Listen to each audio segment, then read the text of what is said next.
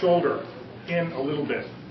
Because when you have the two parts of the box together, if this, say, was out a little bit this way, then it's going to look open. It's nicer to have them contact only at one point, again, right around the perimeter. So I just hamper this in a little bit. The speech is a flat. This is a great tool to use flat as a little scraper. Okay, now I'm going to clean up the inside with a round nose scraper.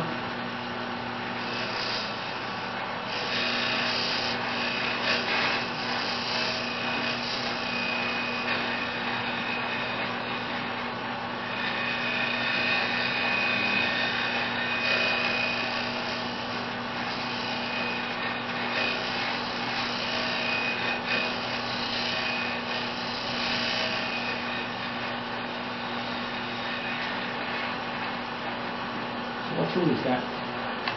Sorry? What tool? Oh, that's a round nose scraper. Okay. Just a round nose scraper. And I put a negative angle, negative rake on top of all my scrapers. It makes a big difference. No kidding. Big difference. Especially with my 1 1/4 inch Rapin scraper, that big monster. That thing used to, just when you get down to the bottom of something, it just grabs and grabs and grabs. I put it in it was just, made all the difference in the world. It's hard to catch them. But that's not a new invention. They've been using that since, I've heard, since like the 1700s or something like that. Nobody just told us, that's all. Yeah. Like Jimmy Clues just said last week, there's nothing new in wood turning. Really isn't. They've been doing it for hundreds and hundreds of years. Everything that we do. Okay, so now I've got the inside done. At this point, if you had dry wood, it's when you'd sand and put your finish on the inside. That's another thing. You don't want to wait too long to do any of that stuff, because after a while it becomes too late. So now I'll finish a little bit of the outside profile. I'm going to make a bead.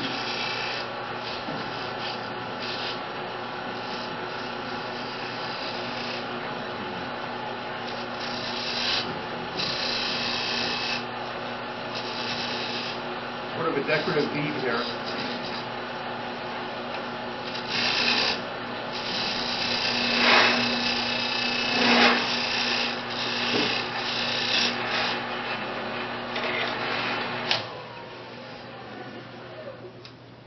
If I have a bead here that goes in, and then you have a bead that goes in on the bottom as well, it sort of decorates the join, and then if you get the inevitable wood movement, your eye doesn't see it. If you do a flush joint, it's, you're going to see it, you're going to feel it when the wood moves. If the grain is not perfectly matched up, even dry wood moves. So it's just not the best way to do it. So this bead is just right at the edge of the the top, right at the joint. Right? Yeah, right at the joint there.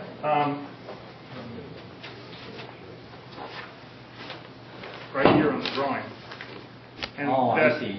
Yeah. That bowl that I just passed around, the walnut one? Yeah, right here. Yeah. On that one, and on this one here, That doesn't have a bead on here. it doesn't have a bead, but I put a little groove there. So that if there's a little space, and your eye has to make the transition between the two. And your eye will just assume that it's right. But if this was tight, right between here, and that one's an even bigger. Yeah, I know. This is about 16 now. Little groove there. Let me see that. If you put a little groove or something, then the eye can't make the distinction whether those are off or not. It just assumes. It's like if you have a table where all the legs are turned, or a baluster going up the stairs, whatever. All those, they're not exactly the same. Your eye just assumes that they are. Because they're all hand turned. I mean, unless they were done by machine, but it's just to trick the eye. Enough. The walnut roll around the box instead of sitting there.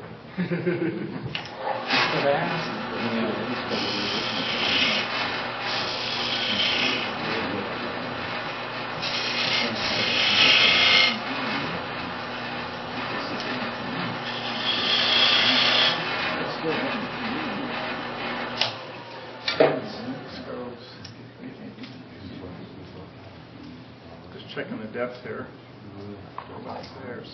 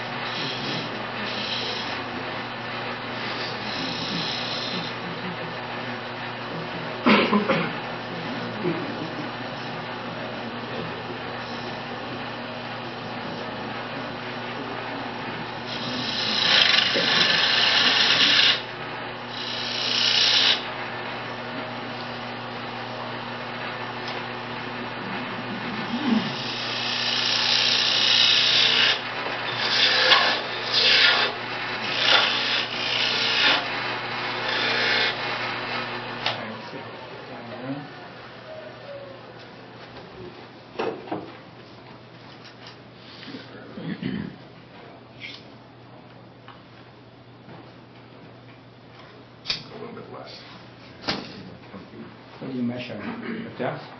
yeah, the thickness of the top here. Oh, What I don't want to do in the demo is make a napkin ring at this point.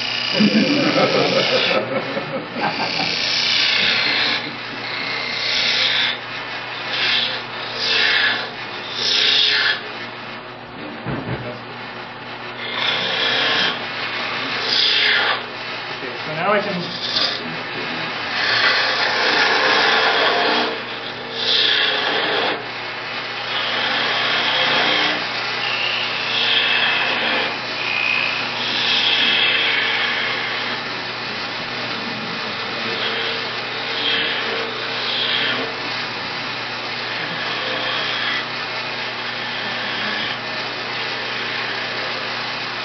what I don't want to do, remember this is ingrain, so if I just take this and snap this off, it can pull a plug right out of the middle. So I got to be careful to stay away from that.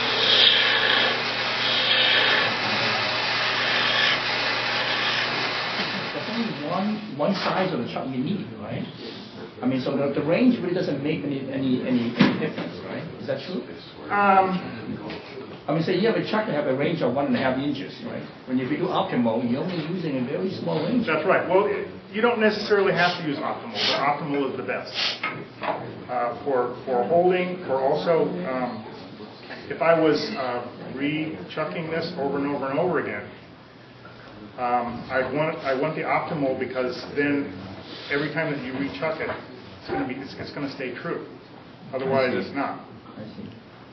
Because the second time you do it, you put a little bit more pressure on it. It's going to move it, and then a lot of the work that you've done, especially if you're doing something that has a thin wall or something, starts to move, and you're going to get thin, thick, all that. So, and that's not just with big markets. Any jaw. Yep. They're all manufactured as a single piece, and they cut it into quarters. That's why they're numbered 1, 2, 3, 4, by the way. And Well, the stronghold doesn't number it. The stronghold doesn't number it. they don't number them? No, not on mine. You sure? Yeah, On the ends? Well, I mean, the jaw does, but I mean, what they call the one that you take off. I think The jaws have to be numbered because just in case that wasn't a perfect center here and a perfect center there, the only way to get it back to the same orientation is 1, 2, 3, 4. And it's always clockwise, 1, 2, 3, 4. Regardless of what your lathe might say. Now there are some big marks where the lathe itself here says these here on the lathe it says 1, 2, 3, 4 also, right? And people think, yeah, you got to get the 1 on the 1 and the 2 on the... No, you don't. Because some of them go 1, 2, 3, 4 this way, and some of them go 1, 2, 3, 4 this way. But the jaws are all the same. Yeah. So that doesn't matter at all. What's matter, and you can put the 1 on a 4, you can start anywhere. As long as you get 1, 2, 3, 4 sequential clockwise, you're always going to be right. And any chuck. So.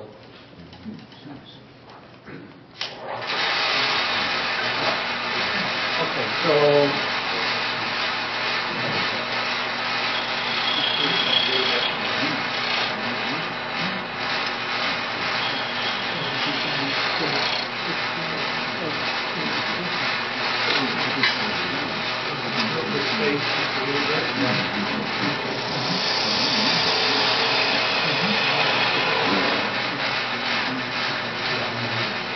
Okay, now the first thing I need to do here, I need the top because I need to turn this jam tenon. Sorry, we lost it.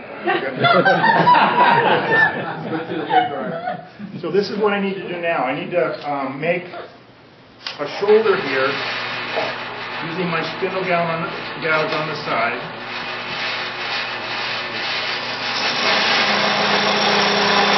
Jam this onto.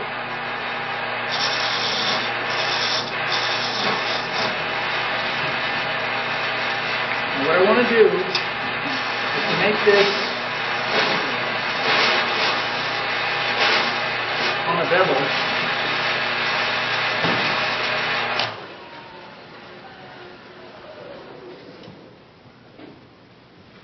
A little bit more.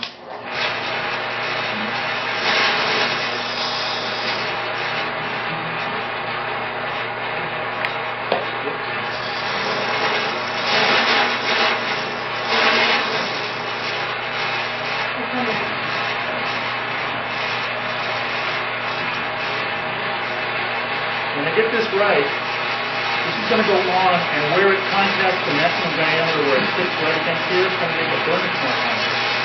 That's the exact diameter. That's what you want.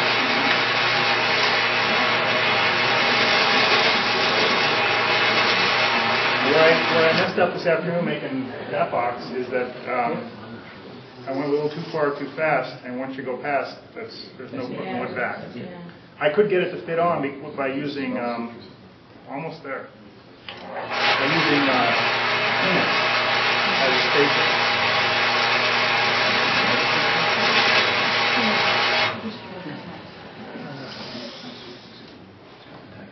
What were you using for a spacer? Kleenex. Kleenex.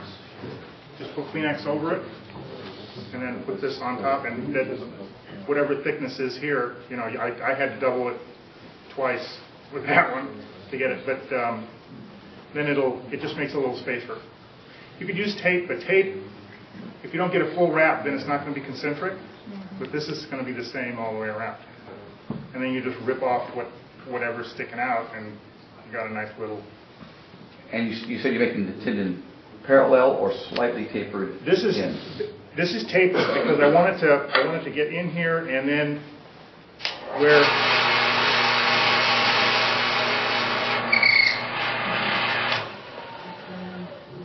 burn it there, but it's works better actually with drywood because you're going to make your box out of drywood anyway.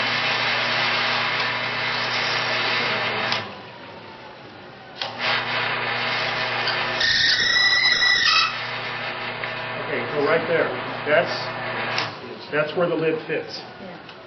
So now I'm going to reduce this taper down to about 1 degree in towards here, so that I can get a nice tight fit for now.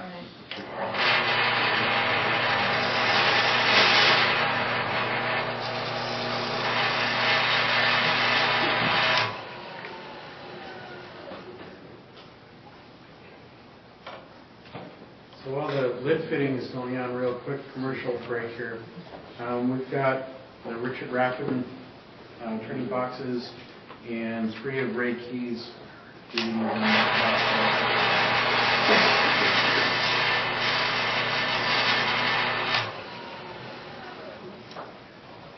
Once you're this close, you don't want to take off more than just a teeny bit each time, because every time you make a change on this side, you make a change on the other side. So it's double what you're doing. That's real hard to... One more thing. Eric Woodcraft is here. Eric also carries that Richard Rackham book at his store. So if you're interested in how to make boxes, Woodcraft is also a place to go and check out for videos and for books. Yeah, perfect. Yeah. Heard it go on there. So Yes. I just want to get this off. You ever get it on where you can't get it off? Yeah, I think I just did.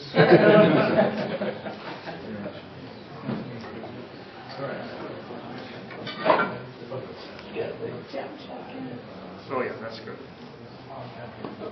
Lovely, heard that. Okay, so now I can hollow this, now that I've got this to where this is going to fit on there.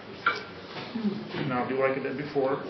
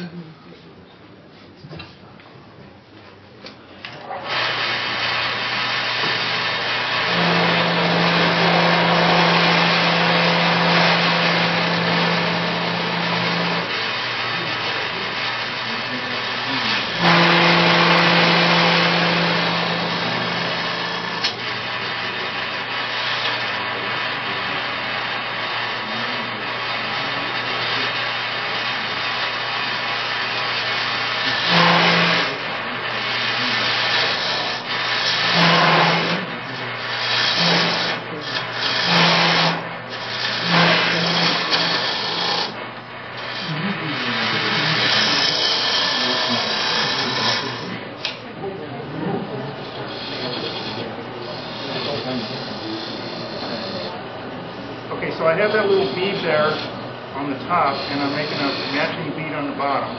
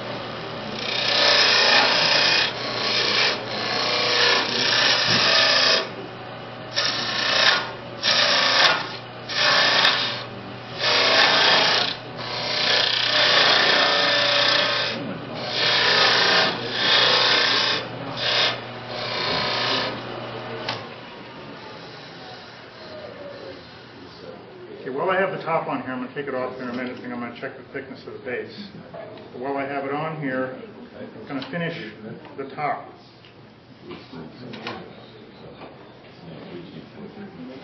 Now, Rafa makes a good point on his video that when you might be tempted to put the tool rest like this and run your tool down like this, like you would if you were making something else. But now you're pushing against the axis, and this is just a jam fit. So it's better if you do a 45 in here. Yeah. Then you're pushing in, and you're not so much against the axis, right? So you have a little more leeway there.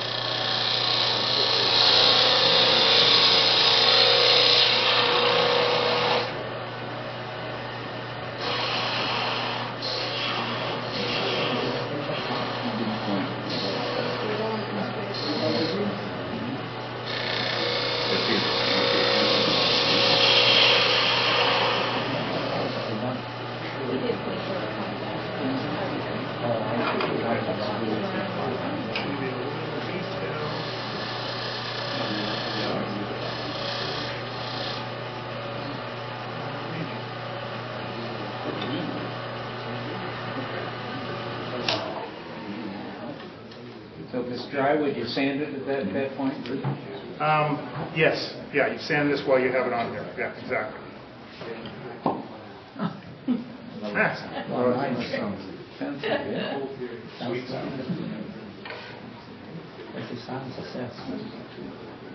And I can go getting thicker and thicker. Now, with a box where the wood is completely dry, you don't need uniform thickness. And if you're actually making a small box, uniform thickness is going to make it super light. So you want it to have a little bit of weight to it. So it's not really that important. It's not going to crack on you or anything like that because it's all dry.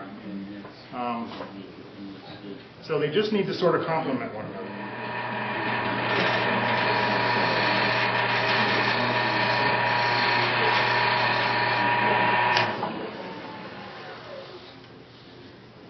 That looks good.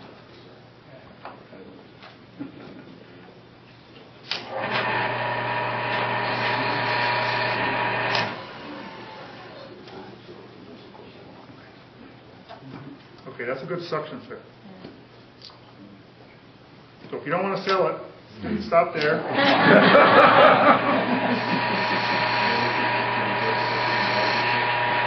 But remember, you got to sand this a little bit too. So just a little bit of sanding for maybe 320 or something like that, and very lightly, because otherwise, in a heartbeat, it's going to be too loose. Well, you can sand the top too. Sorry? The top would be sanded. The top's already sanded. Top's already sanded, right? And that's about perfect for the kind of box I want to make here, because I just took away the suction fit. It's a very loose suction fit right now. You can sell it. It pushes off a little bit. I don't know if you can see it, but when I push, creating air pressure and it lifts off a little bit. So that's just about right. All right, so now I can part this off.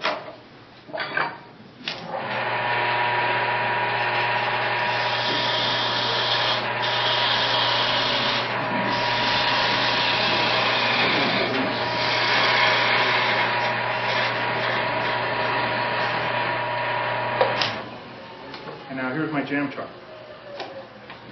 That's why I leave extra material. It's always better to waste some material.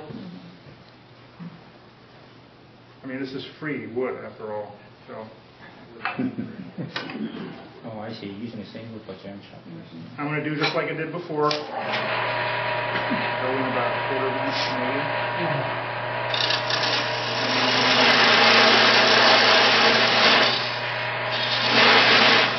And I'm beveling the cut so that you're going to get a fit.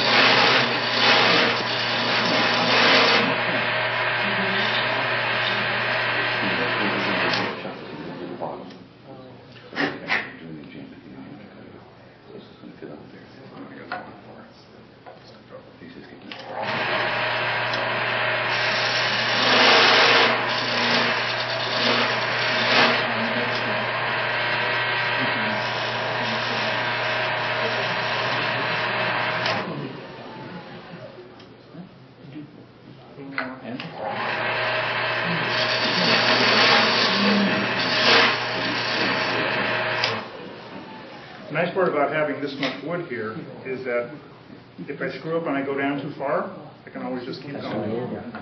Do it again.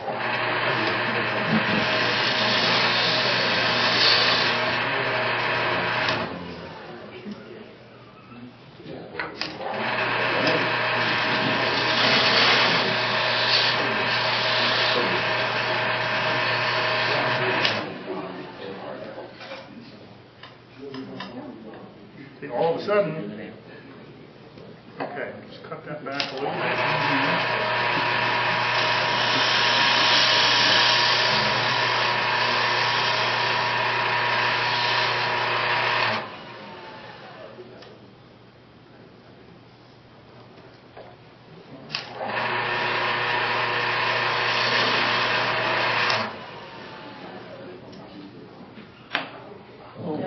But it's loose. It popped over and then it went loose. Oh yeah, you're right. Kleenex, huh? So, because now, Kleenex, right. Because I don't need this for anything but just a one-time Fit. jam there. So I'll try one thickness and see if that works.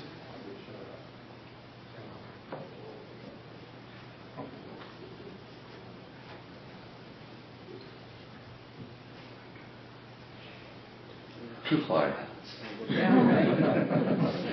One more cut. Big samples. That's good. They're not gonna come off. So now all I have to do is dish the bottom.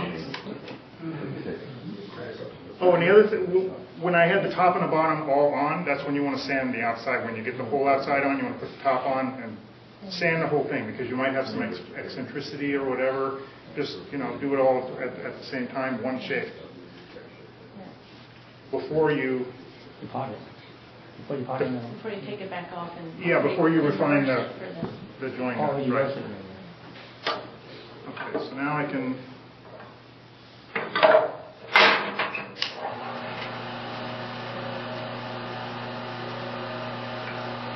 Again, 45 degrees here, so that I'm pushing into the axis and not across it.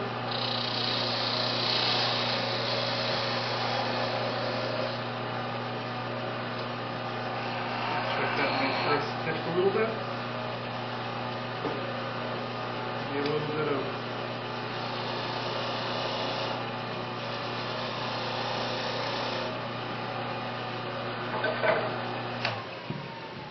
What was the last thing you did? Sorry? Skew, just Just kind of. a skew on the side, very versatile. I love to do that. Using the long point there.